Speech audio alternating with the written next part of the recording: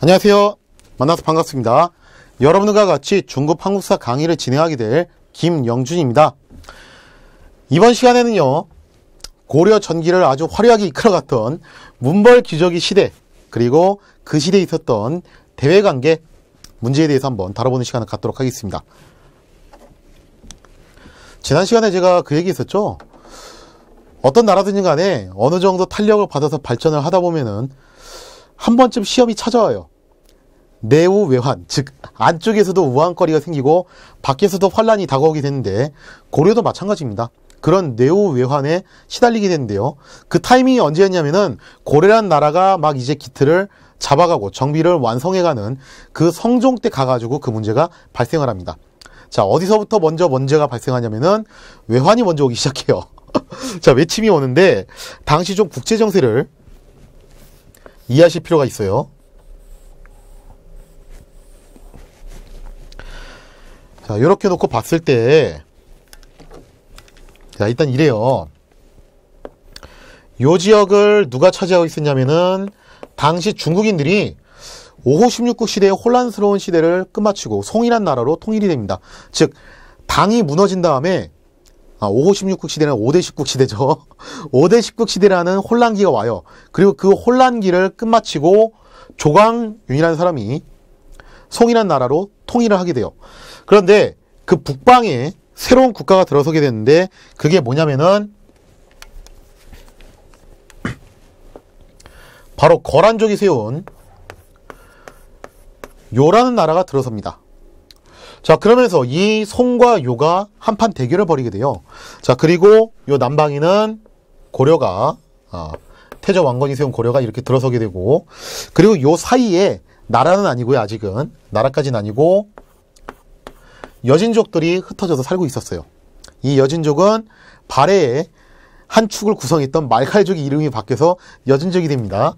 자, 그러면서 모양새가 이렇게 잡히는데, 당시 거란의 목표는 송과의 전쟁이에요. 그런데 송과 전쟁을 하다 보니까 누가 신경이 쓰이냐면은 뒤에 있는 여진과 고려입니다. 그 중에서도 특히 누가? 고려가 신경이 쓰인다는 거예요. 왜? 여진은 아직 나라다운 나라를 구성하지 못했어요. 근데 고려는 이제 막 후삼국 시대를 통일하면서 한참 국가의 기운이 뻗어나가는 상황입니다. 자, 그래서 당시 거란은요, 고려가 처음 이제 들어서자 고려하고 좀 친하게 지내고 싶었어요. 그래서 태조 왕건 때 뭘 보내냐면은 사신을 보내가지고 선물로 낙타를 드리고 옵니다.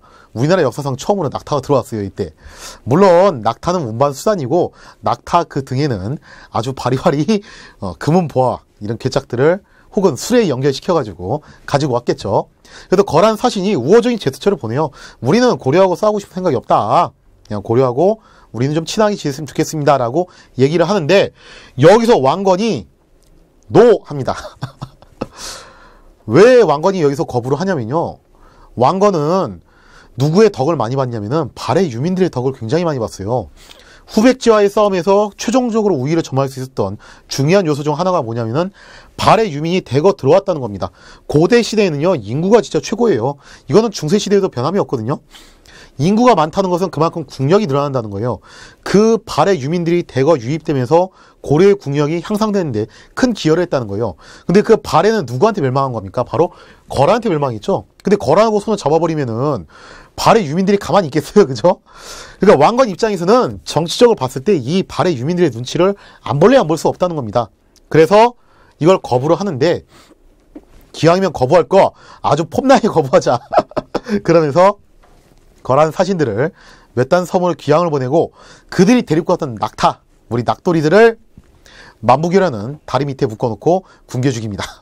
이렇게 해서 우리나라 역사상 최초로 들어왔던 낙타들은 전부 전멸을 당하게 됩니다. 당연히 거란이 가만히 있겠어요? 화가 단단히 났겠죠? 어쭈 저것 봐라? 자, 그래서 거란이 나중에 작전을 바꿔요. 어떻게 전략을 바꾸냐면은, 우리가 송을 공격하기 위해서는 누구를 확실하게 장악을 해야 된다. 고려를 확실하게 장악해야 된다 라고 작전을 바꾸게 됩니다. 그리고서 거란군이 대대적으로 고려로 침공을 해오게 됩니다. 근데 참 웃긴 게 뭐냐면은, 왕건도 그래. 이게 보면은 왕건이 송악의 그 호족 출신이잖아요. 상업으로 좀 발전했던 곳이에요. 그래서 좀 장사꾼 집안이에요. 그래서 그런지 몰라도 단기적인 이익에는 굉장히 빠릅니다, 왕건이. 단타는 잘 치는데 장타를 잘 못 쳐요. 이게 장사꾼하고 사업가하고 여기서 차이가 나요. 장사꾼은 눈에 보이는 이득에다 투자를 하는 거고, 사업가는요, 보이지 않는 곳에 투자를 하는 게 사업가예요. 근데 왕건은 사업가 기질은 아니었어요. 그때그때 이해관계에 맞춰가지고 빠릿빠릿하게 움직이는 건 잘했는데, 좀 장기적인 전망을 보고선 잘 못했어요. 거란한테 이렇게 큰 소리를 쳐놓고, 나중에 뒤탈이 없을 거라고 생각했을까요? 그래서 후대의 학자들이 좀 많이 비판을 했습니다. 왕건의 이 행동에 대해서. 이거 너무 좀 장기적인 전망을 신경 안 쓴 거 아니었냐. 너무 좀 이게 근시안적인 정치가 아니었냐. 아니나 다를까 고려 성종 때 와서 거란군이 대대적으로 침공을 해옵니다. 그리고 고려는 여기에 대한 준비가 전혀 돼 있지 않았어요. 그러면서 고려 사람들이 멘탈 붕괴가 일어나요. 멘탈 붕괴가 일어나면서 와, 이제 논의도 참 이게 기가 막혀. 어떻게 하면 거란군을 막을까를 논의를 한 게 아니라 어떻게 거란군에게 예쁘게 항복할까, 그거를 논의를 합니다. 성종과 신하들이. 뭐 별의별 얘기가 다 나와요. 무조건 항복하자, 혹은 뭐 대동강 이북을 떼어주고서 항복하자, 그저 뭐야 휴전협정 맺자, 혹은 거액의 뇌물을 바쳐가지고 모면하자, 뭐 별 얘기가 다 나와요. 근데 이 와중에서 혼자 아닙니다. 아직 승부가 결정나지 않았는데 벌써부터 항복을 하다니요. 한판 제대로 붙어보고 항복해도 늦지 않습니다라고 주장을 하는 이가 있었으니, 그가 누구냐면은 바로 이 거란과의 첫 번째 전쟁의 영웅이었던 서희입니다. 그리고 서희는 군사력이 아니라 순전히 혓바닥 하나로, 이 새치어 하나로 거란군을 물리치는데 성공을 하게 되죠. 과연 이 서희의 썰전, 서희의 화려한 언변 능력 어떠했는지 한번 같이 살펴보도록 하겠습니다.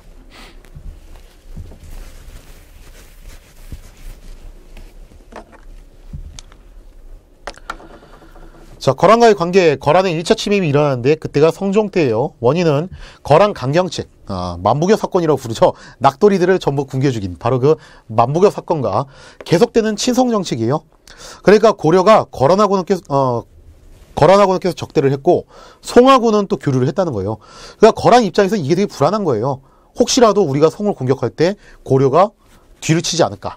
그러면서 더군다나 태조 왕건이 북진 정책까지 해오니까 이거 아무래도 좀 안 되겠다. 누구를 먼저 손을 보자? 고려를 먼저 손을 보자라고 판단을 합니다. 전기를 보면은 소선영이 무려 80만 대군을 끌고 왔어요. 물론 뭐 이제 기록에는 80만 대군이라고 하는데 솔직히 이 수치는 믿을 수 없는 수치고요. 왜 그러냐면은 거란의 역사서인 요사, 그 중에서도 병위지라는 파트를 보면은 거란의 황제가 이끌 수 있는 총병력이 40만이야. 80만이 어떻게 나와 여기서. 그죠? 소선영은 또 군사령관이에요. 군사령관이 이끌 수 있는 병력은 6만 명의 한계입니다. 모르긴 해도 이때 소선영이 끌고 온 게 한 6에서 8만 정도쯤 됐을 텐데, 소선영이 소위 말해서 이제 뻥튀기 한 겁니다. 우리 80만 대군이야. 니네 까불지 마. 그렇게 해서 위협을 가하려고 온 거죠. 자, 그래서 80만 대군이 침입을 했는데 1차 교전에서 그만 고려가 패배를 합니다. 그러면서 멘탈 붕괴가 일어나서 성종과 신하들이 어떻게 하면 예쁘게 항복할 것인가, 그 논쟁을 해요. 그리고 서희만 오직 혼자서 아닙니다, 싸워야 됩니다라고 주장을 합니다. 물론 서희의 주장은 이때 무시당해요. 그런데 고려한테 기적 같은 일이 벌어져요. 어떤 일이 벌어지냐면은 가만히 있으면은 알아서 고려가 항복을 해올 텐데 소선영이 공연한 일을 벌여요. 한 번 더 세기침을 받기 위해서 안용진이라는 곳을 공격을 합니다. 고려의 그 영토 중에서 지난 시간에 배웠죠. 진짜 들어간 데는 양계의 요충지라고요. 그리고 이 안용진에는 주진군, 상비군이 배치되어 있고, 이 안용진에 있었던 사람이 누구냐면은 발해 유민 출신 대도수가 지휘하는 부대가 여기에 주둔하고 있었어요. 발해 유민 출신 대도수는 거란에 대해서 어떤 감정을 가지고 있죠? 이를 갈고 있죠. 여기를 공격해왔는데 창피하게도 거란군이 이 안용진 전투에서 패배하고 맙니다. 그러면서 스코어가 1대1이 된 거예요. 자, 이 기회를 놓치지 않고 서희가 바로 딱 지시를 합니다. 전하, 지금 스코어가 1대1인데 지금이 기회입니다. 항복하지 마시고 일단 협상을 한번 벌여보시죠. 제가 한번 갔다 오겠습니다 하고서 호를 단신으로 서희가 바로 소선영을 만나러 거란군 진영으로 들어갑니다. 와, 이거 진짜 배짱도 대단한 거예요, 혼자서. 자, 들어가자마자 소선영이 시비를 걸어요. 자, 빨랑 무릎 꿇고 절을 해라. 그러자 서희가 거부를 해요. 내가 왜 니한테 무릎 꿇고 절을 해야 되냐. 우리는 대등한 국가의 장수다. 장수는 장수답게 서로 마주보고 앉아야지. 이거 가지고 실갱이 벌이다가 소선영이 여기서 양보를 합니다. 그래, 알았어. 그럼 마주보고 회담합시다. 자, 회담을 하는데 소선영이 먼저 이렇게 얘기를 해요. 우리가 왜 고려로 쳐들어왔냐면은 이 명분을 잘 들어두셔야 돼요. 시험에 자주 나오는 문구예요. 너네 고려는 신라를 계승한 국가다. 그런데 왜 자꾸 북진을 해가지고 영토를 야금야금 북쪽으로 늘려가고 있냐. 그 영토 토해내라. 이렇게 얘기를 하는 거죠. 그러자 서희가 뭐라고 하냐. 무슨 소리냐. 우리 고려는 고구려를 계승한 나라다. 그러니까 나라 이름도 고려 아니냐. 고구려를 계승했기 때문에 너네 거란이 있는 영토도 사실은 원래 우리 거다. 근데 우리가 이거에 대해서 뭐라고 말 안 하지 않냐. 할 말 있어? 자, 이러자 소선영이 갑자기 할 말이 없어져요. 그래서 두 번째를 가지고 이제 딴지를 걸어요. 그래, 좋아, 뭐 그건 그렇다 치고, 이거는 진짜 중요한 문제인데, 야, 생각해봐봐. 거란과 고려는 육지로 이어져 있어. 근데 송과 고려는 육지가 아니라 바다로 떨어져 있단 말이야. 근데 너네 고려는 가까이에 있는 우리 거란과는 교류를 하지 않고 왜 바다 건너 송하고만 교류를 하냐. 너네 그거 좀 이상하다고 생각하지 않아? 그러자 서희가 뭐라고 하냐. 아, 그것 때문에 그랬어? 그거는 이유가 있어. 무슨 이유냐면은 거란과 고려가 서로 육지로 연결된 건 맞는데 그 사이에 여진족이 있잖아. 그 여진족 때문에 우리가 사신을 못 벗어겠단 말이야. 이 여진족이 얼마나 골치 아픈 애들인데 싸움도 잘하고 성질도 나쁘고 툭하면 약탈하고. 그래서 그랬던 거야. 만약에 너네 거란족이 이 여진족을 무찔러주면은 우리가 거란하고 친하게 지낼게. 자, 이러자 소선영은 듣고 싶었던 답을 들은 겁니다. 사실 거란이 쳐들어온 건요, 고려를 뭐 어떻게 하려고 한 게 아니라 이 연결 고리 문제 때문에 그런 거예요. 거란이 송으로 쳐들어갈 때 고려가 후방을 치지 않겠다라는 그 안전 보장이 필요했던 겁니다. 자, 그리고 이 대답을 듣고 나서 거란의 소선영은 군대를 돌려서 어느 지역으로 가냐면 오늘날의 평안북도 압록강 하구 지역으로 가서 여진족을 싹 쓸어버리고 그 지역을 고려한테 건네주게 됩니다. 와, 이거 대단하죠, 그죠? 서희가, 이건 세계사적으로 되게 드문 얘기예요. 세치혀로 뭘 얻었습니까? 땅을 얻은 겁니다. 그 땅이 어디냐면은 바로 강동 육추라고 불리는 지역이에요. 자, 이렇게 해서 1차 침입은 끝났는데 시간이 지나면서 문제가 생겨요. 거란은 일단 약속을 지켰죠. 근데 문제는 고려가 약속을 안 지켜. 이게 또 장사꾼 집안의 특징이 있어. 자, 약속을 안 지켜요. 거란의 사신을 보내겠다는 걸 갖다가 끝까지 안 보내고 계속해서 친성 정책만 펼치는 거예요. 근데 그렇다고 해서 딱히 뭐 거란한테 적대행위를 한 건 또 아니거든요. 그러니까 거란 입장에서는요, 이거 진짜 되게 골치 아픈 겁니다. 당시 거란 입장에서는 고려로 다시 또 쳐들어가고 싶은데 이게 좀 건수가 없는 거예요.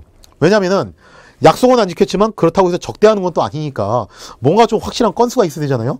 옛날에는 뭐 만부교 사건도 있었고 북진 정책도 있었고 뭐 그랬지만 지금은 그런 것도 아닌데 건덕지가 있어야지 쳐들어갈 거 아닙니까? 근데 그 건수를 잡는 데 성공을 합니다. 그 건수가 뭐였냐면은 바로 강조의 정변이라는 사건이에요. 당시 강조라는 사람이 정변을 일으켜서 왕이었던 목종을 시해하고 현종을 왕위에 올리게 됩니다. 이걸 보고서 당시 거란의 황제였던 성종이, 요 성종은 이제 고려 성종이 아니에요. 거란의 황제였던 성종이 이렇게 얘기해요. 아, 내가 가만 보니까 이웃나라의 고려에 아주 참담한 일이 벌어졌다. 어딜 감히 신하가 임금을 시해하고 왕위를 갖다 그렇게 교체를 하고 권력을 장악하다니. 이러한 말세야 말세. 나는 이웃나라의 왕으로서 도저히 이 사실을 지켜볼 수 없다. 정의의 이름으로 여기서 나오죠. 정의의 이름으로 누구를 응징하겠다. 강조를 응징하겠다라고 하고서 무려 40만 대군을 이끌고 쳐들어옵니다. 아까 얘기했죠. 요사 병이지에서 거란 황제가 이끌 수 있는 최대 병력치가 40만이라고 총 병력을 이끌고 온 거예요. 근데 이 싸움에서 강조가 처음에는 선전을 합니다. 왜냐하면 좀 나름 대비를 했어요. 그래서 신무기를 개발을 했는데 그게 뭐냐면은 검차라는 겁니다. 검차가 뭐냐면은 수레에다가 칼을 장착한 거예요. 이거를 일렬로 세워놓고 밀어붙이면은 거란의 기병들이 달려오다가 딱 멈칫하겠죠. 이 검차를 이용해서 1차전은 고려군이 승리를 해요. 근데 강조가 방심을 합니다. 방심한 틈을 타가지고 그냥 막사에서 장기를 두고 있는데 자기는 그냥 이겼다고 생각하고서 여유를 부린 거죠. 그 틈을 타서 거란군이 다시 2차 습격을 해왔는데 이거를 막아내지 못하고 그만 강조가 죽고 맙니다. 자, 이렇게 되면서 거란군이 물밀듯이 개경으로 침공해 오는데 현종 입장에서는요, 이거 되게 당황스러운 거예요. 자기는 뭐 원래부터 왕은 아니었고 목종이 시해되고 강조에 의해서 왕이 됐는데 그 강조가 죽었어요 지금. 군대도 또 다 날려먹었고 어떻게 합니까? 뭐 현종 입장에서 별 수 없죠. 그래서 나주까지 도망을 갔어요. 자, 그리고 개경을 함락시킨 성종은 고려 왕이 나주까지 도망갔다고 하는데 나주가 도대체 어디야? 어딘지 모르겠고 전 병력을 이끌고 왔으니까 불안한 거예요. 너무 오랫동안 본토를 비워둘 순 없고 그래 좋아.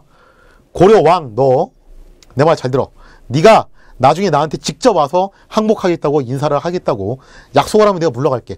뭐 현종이 뭐 지금 참합 덤벅 가리겠습니까? 알겠습니다. 일단 그렇게 하겠습니다. 일단 좀 물러나 주시죠.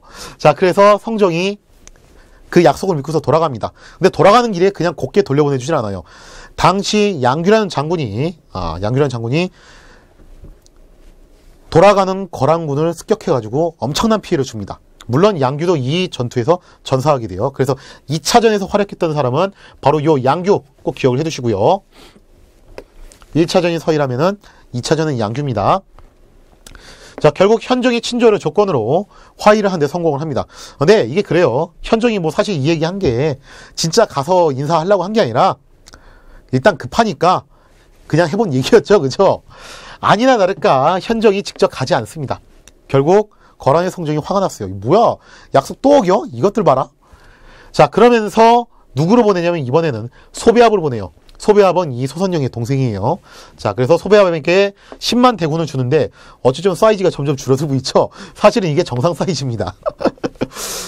이 10만 명도 그냥 10만 명이 아니에요. 왕의 친위 되었어요. 굉장히 최정예 부대였어요. 이걸 줄 테니까 가서 고려를 혼내주라 하고서 이 소비압이 10만 대군이 이끌고 침입을 하는데 고려도 만만치 않습니다. 이젠 대비를 확실하게 했어요. 이번에 나갔던 그 히든 카드가 누구냐면 그 유명한 강감찬이에요. 고구려에 을지문덕이 있다면 고려에는 누가 있습니까? 강감찬이 있죠. 조선에는 이순신이 있고. 자, 이 강감찬이 귀주라는 곳에서 소비압의 10만 대군을 격파하면서 결국 거란의 3차 침공은 좌절로 끝나게 됩니다. 자, 이렇게 되면서 거란이요 깨달은 바가 있어요. 아, 지금 보니까 고려는 힘으로 제압할 수 있다 없다. 힘으로 제압하기 힘들다. 그럼 어떻게 해야 된다? 그냥 평화적으로 나가는 것이 좋겠다. 뭐 구태여 고려가 우리를 공격해오지 않는다면은 우리도 고려를 꼭 공격할 필요는 없지 않겠냐라고 하면서 서로 강화를 체결하게 됩니다. 자, 결국 전쟁의 결과 국제정세는요 고려 요 송의 세력이 균형을 이루는 그 체제로 가게 되고요. 자, 그 다음에 고려도요 나름대로 방어 체계를 좀 개선을 하게 돼요. 개경에 나성을 축조해가지고 방어력을 좀 더 높여요. 기존에 있던 성은 너무 수도를 위한 그런 성이었기 때문에 방어에는 적합하지 않다. 그래서 방어를 위해서 나성을 둘러싸가지고 방어력을 높이자. 그리고 국경에는 지난 시간에 설명드린 천리장성을 축조해서 거란의 침입에 또 대비를 하자라고 하게 됩니다. 자, 그 다음에 이때 당시에 저술로는 초조대장경이라는 게 있는데 뭐 이런 거예요. 거란의 침입을 막기 위해서 누구의 힘을 빌리자, 부처님의 힘을 빌리자라고 하면서 대장경을 간행을 합니다. 이거는 대구 부인사에 보관되어 있다가 몽골과의 전쟁 때 홀라당 타버립니다. 참고로 몽골과의 전쟁 때 만들어진 대장경 뭐예요? 나중에 또 얘기하겠지만 8만 대장경이에요. 그거는. 자, 거란과 관련된 것은 초조대장경이 있다. 기억을 해주시기 바랍니다.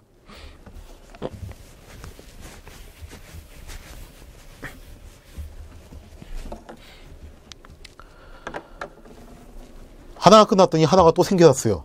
뭐냐면은 거란 문제는 이렇게 해서 끝났는데 이번엔 여진하고 문제가 생겨요. 아까 제가 얘기했었죠. 여진은 아직 국가다운 국가를 구성하지 못했다고 그랬어요.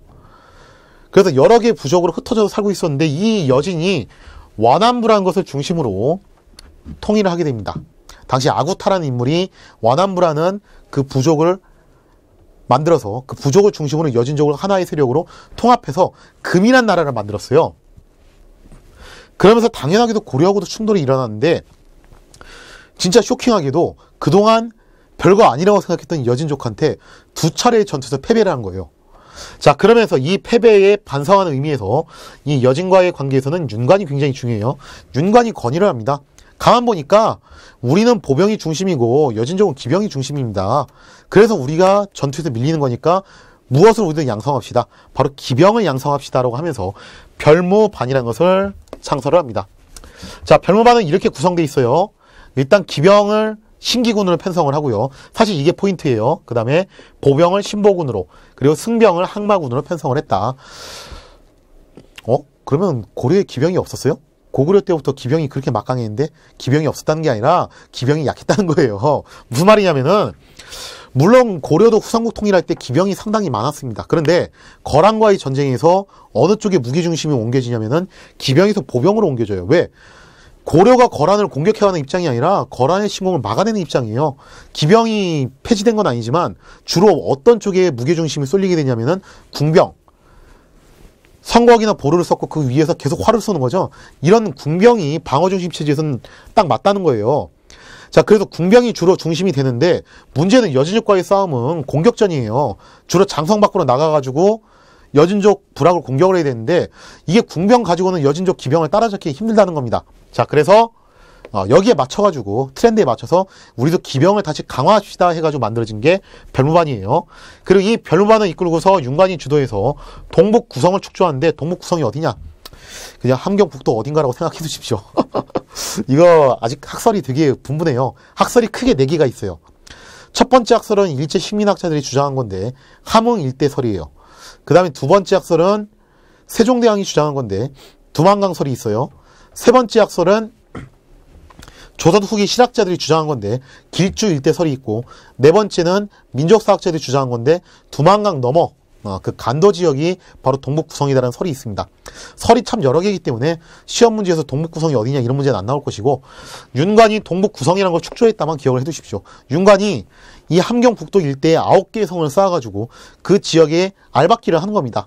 그러면서 그 지역을 확실하게 고려의 영토로 만들려고 하는데 이게 실패를 해요. 이게 성공을 하려면 뭐가 돼야 되냐면은 3인 정책이 돼야 돼요. 즉 우리나라 사람들을 최대한 그쪽으로 많이 이주를 시켜야 되는데 고려가 행정 능력이 아직 그게 안 돼요. 제가 얘기했죠. 지방건도 다 파견이 안 됐는데, 그죠? 지난 시간에 설명한 것처럼 겨우 12목 파견되고 나중에 이제 지방건도 뭐 주연이나 주군에만 파견되는 상황인데 이게 되겠습니까? 그래서 결국 이 동북구성이 방어가 잘 되질 않습니다. 지키기가 너무 힘든 거예요. 이거를 유지하기 위해서 군사들은 계속 죽어나가고 보급품은 끊임없이 쏟아붓고 있고 국가 예산은 계속 빠져나가는 거예요. 근데 확실하게 지킬 수 있다는 보장도 없어요. 점점. 그러던 와중에 여진족이 타협책을 내놓는 거죠. 우리가 앞으로 고려를 부모의 나라로 섬길 테니까 동북구성 그냥 우리한테 그만 돌려줘서. 자, 그러자 고려에서도 진짜 이 유지비는 눈덩이처럼 불어나고 지킨다는 보장도 없는 이 동북구성을 끝까지 이걸 갖고 있는 게 맞냐, 나중에 무역으로 뺏기는 것보다 그냥 이렇게 나올 때 돌려주는 것이 먼 미래를 위해서 좀 더 낫지 않겠냐라고 하면서 결국 동북구성을 반환하게 됩니다. 이 동북구성을 반환받은 이후에 아니나 다를까 여진은요 세력이 점점 더 커져요. 그리고 급기야 누구를 멸망시키냐면은 거란을 멸망시킵니다. 그리고 그 기세를 몰아서 송으로 쳐들어가서 거란도 못했던 거 송의 수도를 점령해서 송을 양자강 이남으로 밀어버려요. 그러면서 양자강 이북부터 시작해서 만주에 이르는 그 구간을 전부 누가 차지하냐면은 금이 차지합니다. 자, 이러면서 요와 북송 지역을 정복하고 송은 남쪽으로 쫓겨내려가면서 남송 정부를 만들어내게 돼요. 그러면서 이 금이 굉장히 막강해지게 되자 이젠 금이 자세를 바꿉니다. 예전에는 고려를 부모의 나라로 섬기겠다고 했는데 이제 뭐라고 하냐? 야, 고려, 내가 지금 되게 잘 나가거든? 너 나 누군지 알지? 너 나랑 한번 싸워볼래? 아니면 나한테 형님이라고 한번 불러볼래? 라고 하자 당시 고려는 예 형님 하고서 이거를 받아들이게 돼요. 어떻게 보면 좀 현실적인 판단을 한 거고 어떻게 보면 좀 자존심 상한 판단을 한 거죠. 근데 이때 이 요구를 수행했던 사람이 누구냐? 바로 고려의 전기를 대표하는 최고 귀족이었던 이자겸이라는 사람이었습니다. 도대체 이자겸이라는 사람이 누구냐? 자, 이제 이자겸이라는 사람에 대한 이야기를 할 겁니다.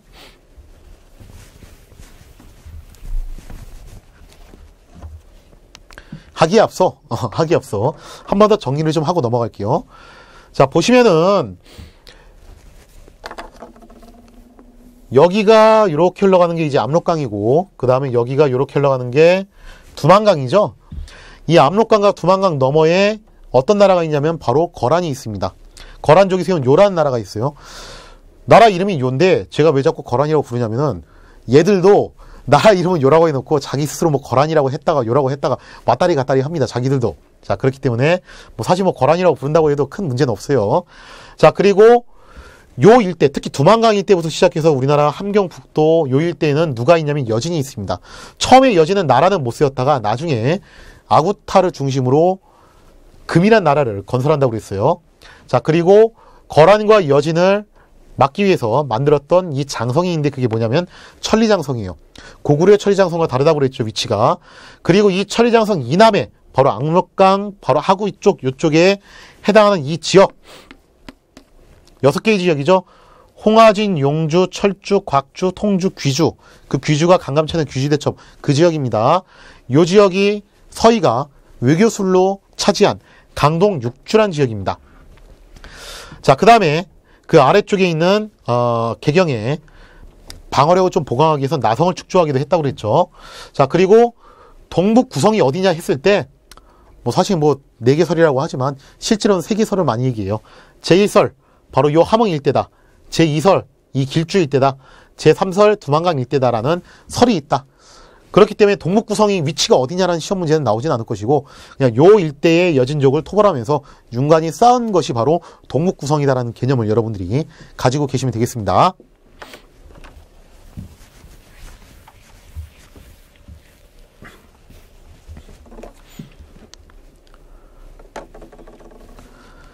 자, 고려 전기에 국가를 주도하는 세력의 그 흐름과 변화를 좀 알아두실 필요가 있는데요. 고려는요, 일단 호족들이 힘을 합쳐서 세운 나라예요. 그래서 고려에서 처음 스타트는 호족 연립정권으로 보통 설명을 합니다. 이 호족이라는 것은요, 지방의 유력한 세력이었어요. 예전에 설명드렸다시피 성주나 장군을 칭했다고 그랬죠. 이들은 주로 선종과 풍수지리를 믿었고 그들의 특징은 연호, 칭제, 황색포 등 이런 것들을 사용을 하면서 호족 연립정권 시절에는요, 뭔가 좀 독자적인 기운이 있었어요. 광종이 그랬죠, 그죠? 광종 같은 경우도 연호 못 썼습니까? 광덕, 준풍, 그 다음에 왕건도, 천수 이런 연호들을 사용했었어요. 그리고 광종은 칭제 건언을 했었습니다. 호족 연립정권 시절까지만 해도 이랬었는데 성종 이후가 되면서부터 이 호족 연립정권이 어떤 성격으로 바뀌냐면은 문벌귀족으로 바뀝니다. 근데 알고 보면요, 문벌귀족이 호족하고 전혀 동떨어진 별개의 이질적인 세력이 아니라 이 호족들이 지방에 있으면 호족이고 중앙으로 올라와서 활동하면 문벌귀족이 되는 거예요. 근데 여기서 문벌이라는 말이 붙죠. 오랫동안 중앙 정계에서 생활을 하면서 자기들끼리 이 폐쇄적인 통혼, 근친혼을 통해서 혈연 의식으로 인해서 아주 강력한 집단을 구성한 게 바로 문벌귀족이라고 할 수 있습니다. 출신 성분들은 개국공신인 경우도 있고 육두품 출신인 경우도 있고 혹은 호족 출신인 경우도 있습니다. 어쨌거나 이들이 중앙정계를 진출해서 폐쇄적인 통혼을 통해서 하나의 문벌을 구성하는 그런 귀족 집단이 있다고 보시면 되는 거예요. 자, 이들은요, 좀 더 쓰레있는 걸 좋아해요. 그래서 교종, 어렵죠, 그죠? 선종에 비해서. 그리고 유교, 어렵죠, 그죠? 이런 것들을 좀 좋아합니다. 즉, 먹물이 나오는 것들을 좋아하고요. 음서와 공음전의 혜택을 받았고, 주로 어떤 가문들이 있냐? 해주 최씨, 대표적으로 나중에 설명하겠지만, 최충의 집안이 이쪽이에요. 그 다음에 경주김씨, 김부식이 바로 이쪽입니다. 그 다음에 경원이씨, 바로 지금 설명할 이자겸이 경원이씨입니다. 혹은 인주이씨라고도 해요. 인천이씨 그렇게 얘기를 하는데 같은 그 이씨입니다.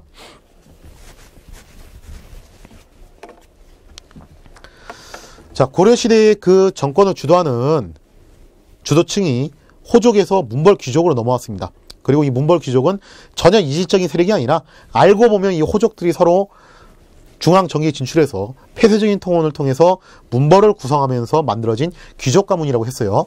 근데 이 문벌 귀족들 중에서 가장 잘 나가고 가장 파워가 막강히 있던 사람이 누구였냐면은 바로 이자겸이에요. 자, 이 이자겸은요, 문벌 귀족 중에서 경원이 씨의 세력으로 그 권력을 장악했는데요. 당연히 왕은요, 이 이자겸을 견제하기 위해서 측근 세력을 중심으로 결집을 합니다. 그러면서 고려 이 시대쯤 가면요, 결국 요 싸움이 벌어지는 거예요. 왕이 총애하는 그 측근 세력과 이 대표적인 문벌 귀족 가문의 대결이 벌어지게 됩니다. 자, 이 당시에 상황을 이야기해서 일단 여러분들이 이자겸의 가기들을 좀 볼 필요가 있어요. 아주 이상한 집안의 이상한 가기들을 설명해 드릴게요. 이자겸이요, 딸부자였어요. 딸을 참 잘 뒀는데 둘째 딸이 누구하고 결혼하냐면은 고려의 왕이었던 예종과 결혼을 합니다. 그러면 이자겸은 예종한테 뭐가 되는 거예요? 이제 장인이 되는 거죠. 그리고 그 예종과 둘째 딸 사이에서 낳은 게 인종이에요. 다음번에 왕이 됐는데 인종이 14살에 왕이 됐어요. 14살에 왕이 되다 보니까 사실은 정치를 누가 했냐면은 이자겸이 직접 했습니다. 그리고 이 인종은 이자겸과 무슨 관계예요? 외할아버지죠, 그죠? 그런데 이자겸이 여기서 자신의 셋째 딸을 인종하고 결혼을 시킵니다. 뭐야 이게, 그죠? 그러면은 이자겸은 인종한테 뭐가 되냐면은 외할아버지면서 장인이 되는 거예요. 여기서 끝나지 않습니다. 넷째 딸도 또 인종하고 결혼시켜요.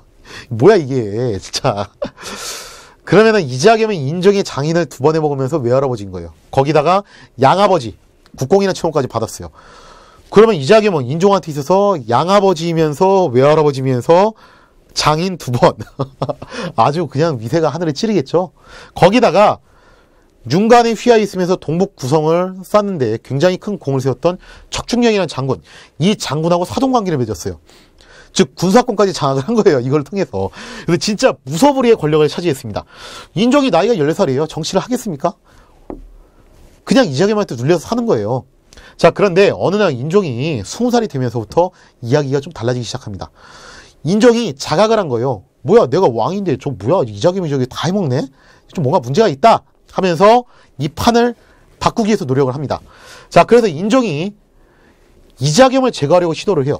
사실 인종이 제거하려고 했던 거는 정확히 말해서 이자겸보다는 척중경이었습니다. 왜?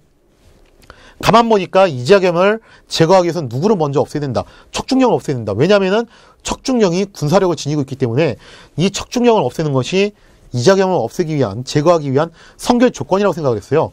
자, 그래서 불시에 척중경의 아들을 습격을 해서 제거를 합니다. 자, 그러자 척중경이 화가 났어요. 사실 정작 척중경을 제거는 못하고 척중경이 그 주변 사람들만 제거하고 끝내버렸는데 척중경이 화가 나면서 결국 이자겸과 같이 반란을 일으킵니다. 이 중에서 이제 가장 길길이 날뛰었던 건 척중경이에요. 자기 가족들이 죽었으니까. 자, 그래서 척중경이 너무 화가 난 나머지 궁궐로 쳐들어갔더니 인종이 앞장서서 나와가지고 막은 거예요. 야, 내가 왕인데 너 나한테 창불이 될 거야? 그러자 척중경이 나 그런 거 모르겠고 나 진짜 화났으니까 빨랑 전하는 나오시오 하고서 궁궐에다 불을 질러버립니다. 그리고 인종을 향해서 화살까지 쐈어요. 그러니까 인종이 깜짝 놀라가지고 혼미백산에서 도망을 갔겠죠. 그러다 결국에는 척중경한테 붙잡혀가지고 이자겸의 가택이 연금신세가 됩니다. 뭐 죽이지는 못하고 연금신세가 돼요. 그리고 이자겸이 이젠 독보적으로 권력을 장악하게 됐죠.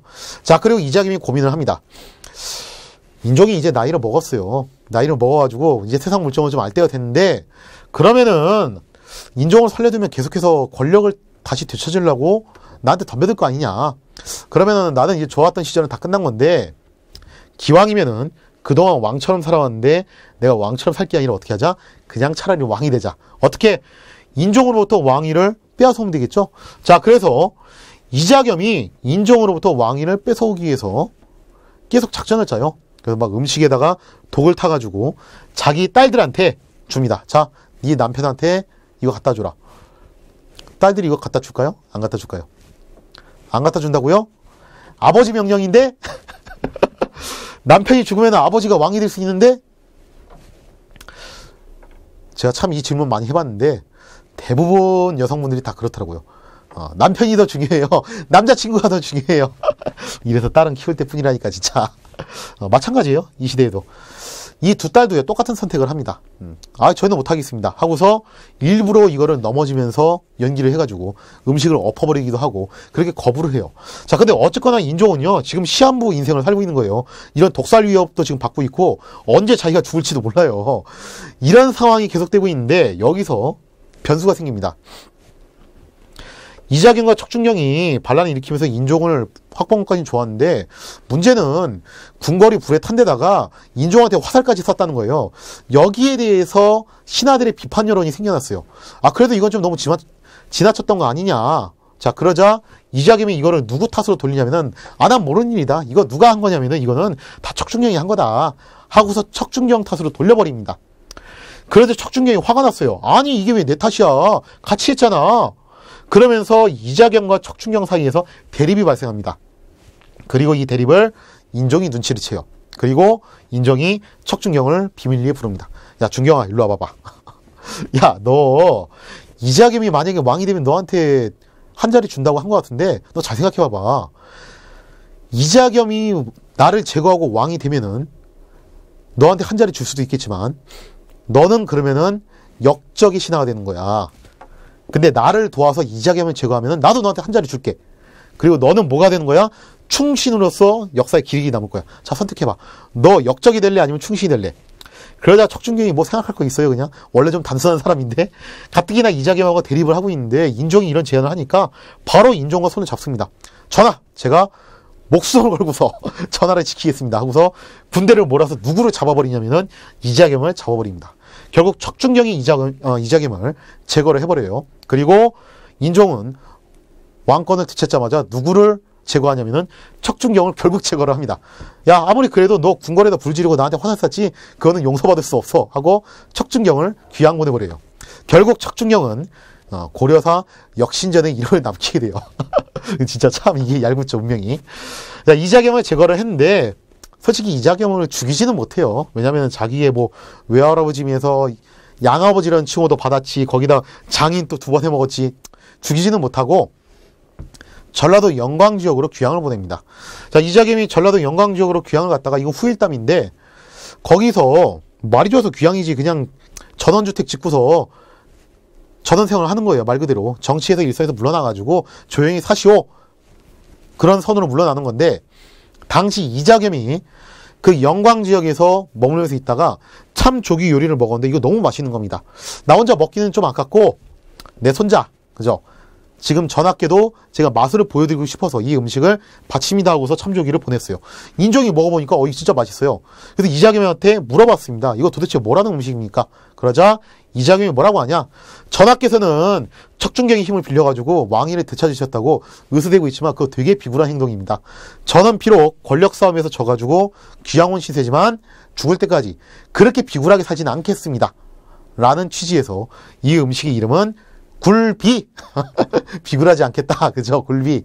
그래서 다른 지역에서 나오는 참조기는 다 참조기라고 하는데 영광 지역에서 나오는 참조기만 뭐라고 부르냐면은 굴비라고 부른다고 해요.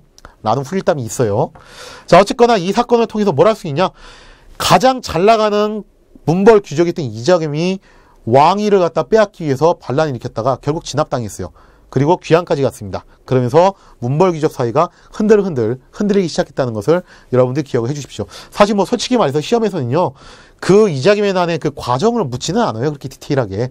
이 과정이 지문으로 나올 수는 있어도 과정 자체를 갖다가 뭐 순서대로 나 이러시오, 이런 식의 문제는 나오지 않습니다. 근데 제가 이걸 왜 이렇게 디테일하게 설명해 주냐면은 당시 문벌 귀족 사이가 어떻게 무너지고 있는가, 그 시대적인 상황, 흐름을, 맥락을 이해하라는 의미에서 제가 이렇게 설명을 해드리는 겁니다.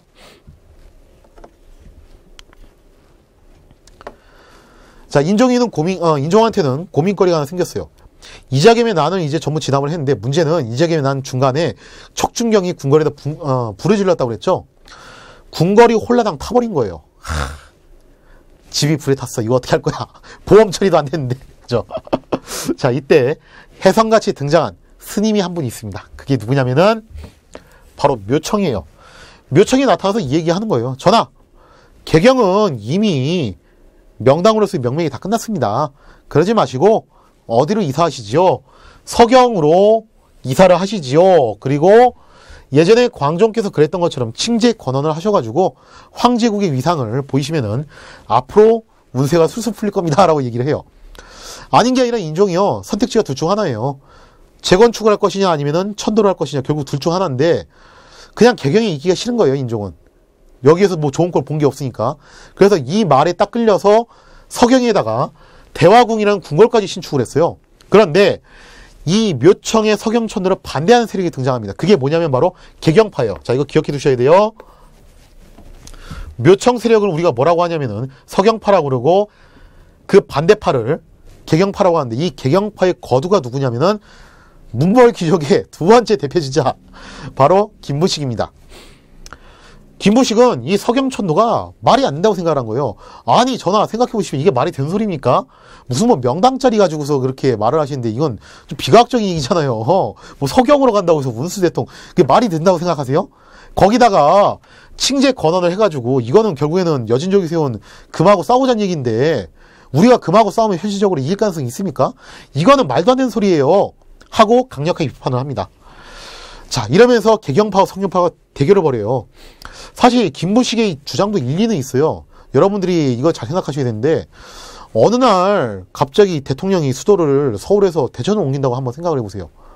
근데 옮기는 이유도 뭔가 좀 뭐 그럴싸한 합리적인 이유가 아니라 뭐 명당짜리 얘기하면서 운수가 다 했다는 둥, 대전으로 이사를 하면은 천도를 하면은 북한이 알아서 항복을 할 거라는 둥, 이런 좀 약간 비과학적인 얘기를 한다. 그러면 국민들이 납득을 할까요? 납득하기 힘들다는 거예요. 김부식도 마찬가지였어요. 특히 유교를 철저하게 신봉했던 김부식 입장에서는 이건 너무 말이 안 돼, 얘기가.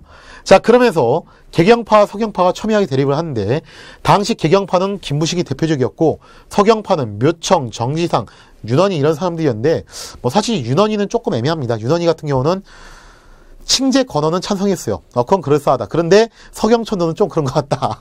그러나 어쨌든 김부식에 의해서 서경파로 다 몰려서 처단을 당합니다. 이들을 이제 분류를 해보면은 개경파는 유교 정치 사상을 중심으로 결집돼 있고, 서경파는 불교, 토속신앙, 풍수지리설 이런 것들을 따르고요.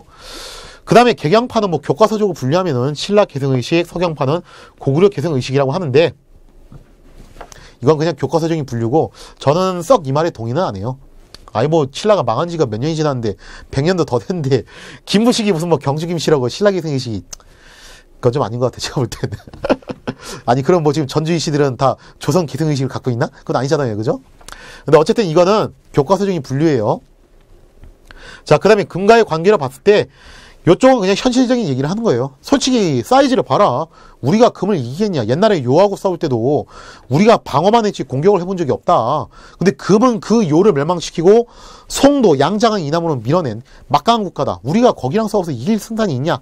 그냥 금이 하자는 대로, 요구하는 대로 적당히 사대를 하는 것이 우리가 살아남는 길이다라고 주장을 한 반면에, 서경파는 칭제 건원호에서 금을 정벌하자. 그죠? 자, 이렇게 주장을 합니다.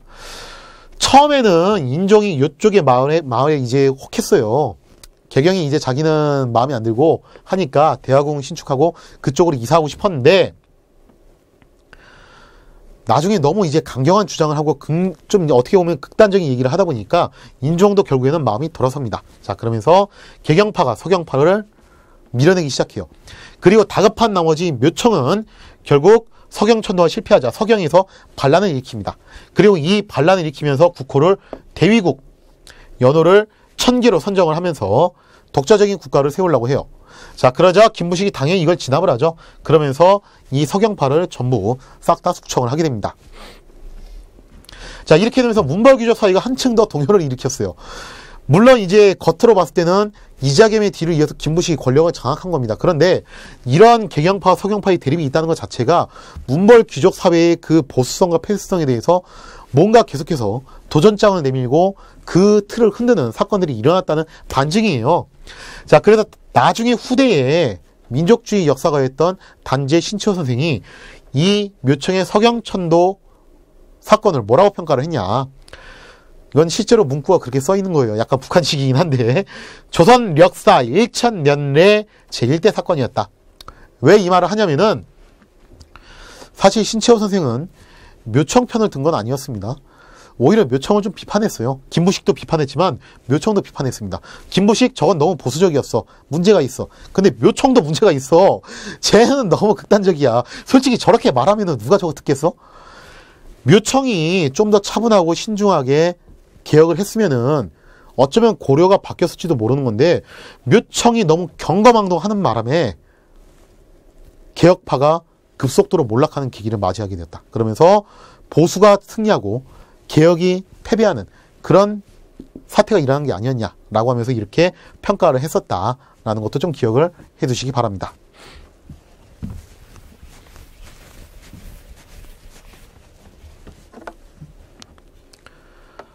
자, 이상의 내용을 토대로 핵심 정리를 하도록 하겠습니다. 서인은 거란의 1차 침입을 막고 강동 6주를 수복했다. 거란은 강주의 정변을 구실로 2차 침입을 했다. 거란의 2차 침입 때 활약한 장수는 양규이다. 거란의 3차 침입 때 강감찬이 귀주에서 대승을 거뒀다. 거란의 침공을 막기 위해 국경에 천리장성이 축조되었다. 거란과의 전쟁으로 개경에 나성이 축조되었다. 윤관의 건의로 별무반이 창설되었다. 참고로 이 별무반은 신기군, 신보군, 항마군 이렇게 세 개로 나눠져 있어요. 신기군은 기병, 신보군은 보병, 포인트는 기병한테 있다고 그랬죠. 그리고 항마군은 승병. 그래서 이걸 두고서 또 이런 얘기도 해요. 호국불교다. 이런 얘기도 또 하게 됩니다. 윤가는 여진을 정벌하여 동북구성을 축조했다. 뭐 동북구성의 위치야 설이 여러 개가 있으니까 여러분들이 그냥 그건 참고만 하시고 동북구성을 축조했다는 사실을 좀 기억해 두시고요. 이자겸의 난으로 문벌귀족 사이가 흔들흔들 동요했다. 묘청은 서경천도와 칭제 건원을 주장하였다. 자, 그러면서 묘청, 정지상, 윤원희를 중심으로 하는 서경파와 김보식을 중심으로 하는 개경파의 대립이 일어났다고 했어요. 묘청의 천도 건의로 인종은 서경에 일단 대화공 신축을 했습니다. 처음엔 마음이 동했어요. 그러나 서경파는 묘청을 중심으로 고구려 계승을 표방하고 개경파는 김보식을 중심으로 신라 계승의식을 표방하면서 서로 대립을 하다가 결국에는 인종이 중간에 철회를 해요. 야, 서경천도 안 할게 그냥. 그리고 나서 묘청은 반란을 일으킵니다. 묘청은 서경에다가 대위국을 세우고 연호를 천기를 정했다. 그러나 이거는 김보식에 의해서 진압을 당하게 되죠. 자, 그리고 이 묘청의 서경천도 운동을 통해서 문벌귀족 사이는 한층 더 심하게 동요를 하게 되었다는 겁니다. 자, 그럼 문제풀이 한번 해보도록 할게요. 1번. 다음 두 인물의 대화를 통해 알 수 있는 역사적 사실은, 자, 왼쪽에 보니까 소선영이 이렇게 얘기를 하네요. 당신의 나라는 옛 신라 땅에서 건국하였다. 고구려의 옛 땅은 우리의 나라에 소속되어 있는데 어째서 당신들이 침범하였는가? 그죠? 되게 이거 중요한 문구죠? 여러분들 이 문구 잘 기억하라고 했어요. 그러자 서희가 뭐라고 하냐? 그렇지 않다. 우리나라는 바로 고구려의 후예이다. 그러므로 나라 이름을 고려라 부르고 평양을 국도로 정한 것이 아닌가? 오히려 귀국의 동경이 우리 영토 안에 들어와야 하는데 어찌 거꾸로 침범하였다고 하는가? 참 말 잘해요, 보면은. 그죠? 그것도 적진에 혼자 들어가서 쫄지 않고 이렇게 당당하게 말할 수 있다. 와, 이건 진짜 대단한 거죠? 자, 그러면 이 대화를 통해서 알 수 있는 역사적 사실 골라보겠습니다. 1번. 윤관의 건의로 벨로만을 창설하였다. 이거는 거란족이 아니라 여진족과 관련이 있죠? 아니고. 2번. 고려가 강동육주, 바로 여기에 서희하고 관련이 있죠? 3번. 강조가 정변을 일으켜 목정을 시했다. 이거는 2차 침공의 원인이 되는 거고. 4번. 강감찬이 귀주에서 대승을 거뒀다. 이거는 3차 침공과 관련이 있고요. 그 다음에 초조 대장경이 소실됐대요. 이거 제가 아까 잠깐 얘기했죠? 몽골과의 전쟁 때 소실됐습니다. 자, 그래서 1번의 답은 2번이 되겠습니다.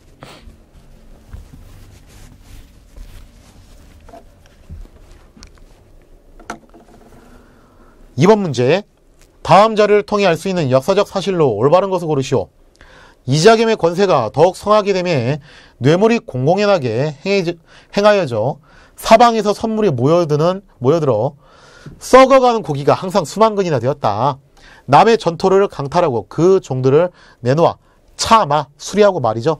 차마를 노력하여 자기의 물건을 수송하니 주민들이 모두 수레를 부수고 소 말을 팔아 도로가 소란스러웠다. 참, 이자겸은 나오는데 이자겸이 얼마나 그렇게 횡포로 부연지가 나오는 거죠. 그죠? 남들은 진짜 그날 먹을 쌀이 없어가지고 진짜 굶어 죽기 일보 직전인데 자기는 뇌물로 받은 그 고기가 항상 넘쳐나가지고 이게 썩어 들어가고 있는 상황이니 거기다 길거리 지나가면서 수레나 소나 말을 갖다가 함부로 약탈을 해서 자기 마음대로 전용하고 이렇게 횡포를 부리면서 최고 권력을 누렸던 사람이 바로 문벌귀족의 대표주자 이자겸이었습니다. 자, 그러면 이자겸이 있었던 이 시대에 있었던 역사적 사실 올바른 거 골라볼게요. 기억, 개경의 나성을 축조했다. 이건 언제예요? 그죠? 거란의 침입 때문에 쌓은 성이라고 그랬죠. 니은, 동북구성을 축조했다. 이건 여진족과 관련 있죠. 디귿, 금의 사대욕으로 수락했다. 누가 수용했다? 이자겸이 수용했다. 그죠? 기억나시죠? 니을, 문벌귀족 사이가 동요했다. 왜? 이렇게 전횡을 일삼던 이자겸이 왕위를 노리다가 결국 역공을 당해서 실패로 돌아가고 귀양을 가게 됩니다. 이게 이자겸의 난이죠. 이자겸의 난을 통해서 문벌귀족 사이가 흔들리기 시작했다고 그랬어요. 자, 그러면 답은 디귿과 니을이니까 답은 5번이 되겠습니다.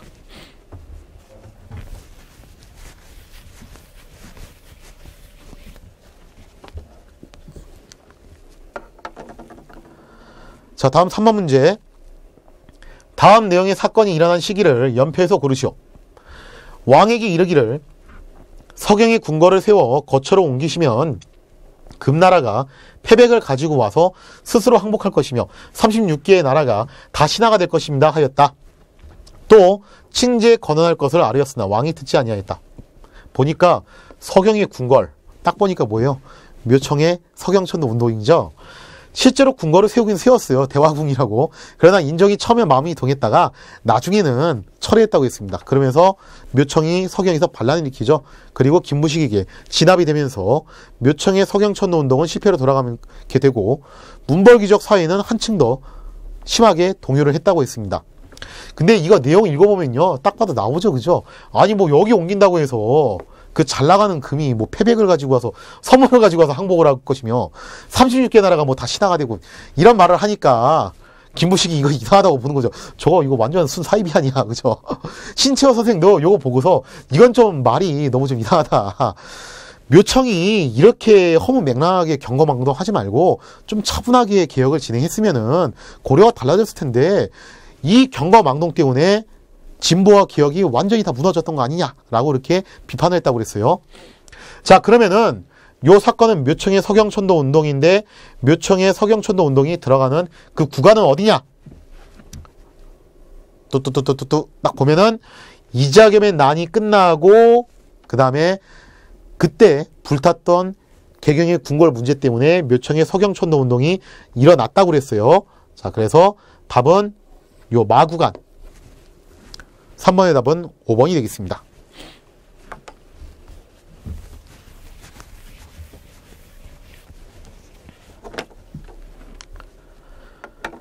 자, 이렇게 해서 15강 문벌귀족과 고려 전기의 대여관계에 대해서 이야기를 다뤄봤습니다.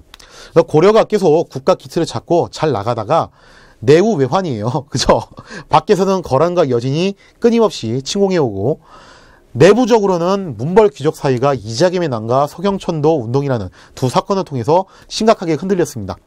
가까스로 김무식이 권력을 장악하면서 이거를 일단 무마는 시켰어요. 그런데 이미 문벌귀족 사회의 그 기득권을 향해서 불만을 품고서 도전장을 내미는 세력들이 등장했다는 것을 우리는 또 지켜봤습니다. 과연 안으로 썩어 들어가는 이 문벌귀족 사회가 어떠한 결말을 맞이하게 될까요? 그 이야기는 다음 시간에 다루도록 하겠습니다. 자, 다음 시간에는 무신 정권과 원 간섭기에 대한 이야기를 여러분과 함께 진행하고자 합니다. 자, 이 시간 강의를 마치겠습니다. 감사합니다.